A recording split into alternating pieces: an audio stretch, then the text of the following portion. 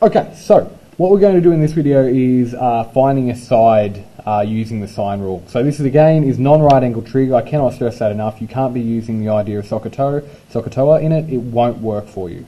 So just thinking back to that triangle that we did last video. Okay, notice here that the angle A is opposite side A and the angle B is opposite side B, almost going across the triangle. So in this particular formula, right, this side A is going to be opposite this sine of A, this angle, yeah? And this side B is going to be opposite the sine of the angle B in the triangle. So when we're finding a side here, you'll notice our unknown is x, okay? What I want you to do when you're trying to solve these particular examples is I want you to draw arrows across your triangle to match the angles to their opposite sides, and that will help us when we're trying to solve this, okay? So let's begin. We're trying to find x, right? In our particular formula here, a, lowercase a, is a side.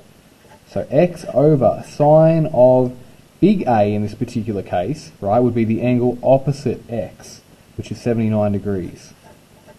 And this is going to be equal to the other side that we're talking about, okay, which is 13 over the opposite angle to 13, which is 37 degrees, sine of 37 degrees. Okay, now this is just like solving an equation. What we need to do now is we need to get rid of this sine 79. Now notice that it is divided by in between the x. So that means we need to multiply both sides by sine 79 degrees. Okay, what we do to one side, we do to the other. These will cancel. Okay, now we have x just left on the left-hand side because they cancel each other out, is equal to 13 over sine 37 degrees multiplied by sine 79 degrees. At this step, I would just enter this in on your calculator, okay, and that would be the easiest way of going about it. I am not going to specify at the moment in regards to how many decimal places, but I'm just going to do it to the nearest 2. Once you've entered this in on your calculator, you should end up with x is equal to 21.20 centimetres, and that is going to 2 decimal places. Okay, so that is our first example of how we would find a side using the sine rule, and that correlates directly to this particular side on that triangle. So I hope that helps in the first example. We'll do another one. So for our second example, again, we are again trying to find the side length of a triangle using the sine rule.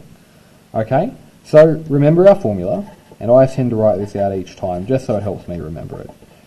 A over sine A is equal to B over sine B. Remember that A is opposite the angle A and B is opposite the angle B. So again, here's the thing. We draw our lines across to find our angles in our triangle that are going to be opposite the sides that we're trying to find. But you might notice at the moment that we don't currently have an angle opposite x. What we need to do here is, because triangles, the interior angles only add up to 180 degrees, we just need to do 180 minus 70 minus 30, okay? So 180 degrees minus 70 degrees minus 30 degrees, which is equal to 80 degrees, okay? So this is the angle in here that we are using, okay? The reason why we have to do 180 degrees is because the internal angles only add up to 180 within a triangle. So, just like before, we are going to substitute in some values. So A in this particular case is going to be our x over the opposite angle, which is 80 degrees. So sine of 80 degrees, using those arrows there that we've just figured out, is equal to, B in this particular case is 10 over the opposite angle to 10, which is sine of 30 degrees. Now, just like last time, we're going to multiply both sides by sine of 80. So multiply by sine of 80. I do apologise for the mess. Multiply by sine of 80. Okay, right, these two will cancel and just leave us with x is equal to 10 over sine 30 degrees times sine 80 degrees. Okay, again, you are just entering this in on your calculator.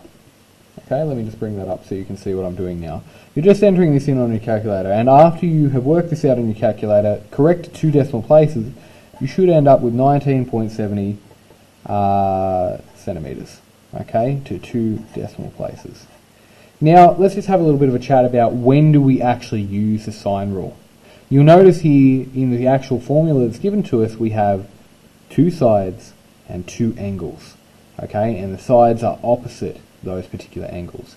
So you use the sine rule when you have 2 sides and 2 angles opposite each other in a non-right angled triangle. That is when you use the sine rule, okay? Alright, so I hope that helps. I hope everything makes sense. Okay, so you should be able to work through with finding your side lengths now when you're using the sine rule.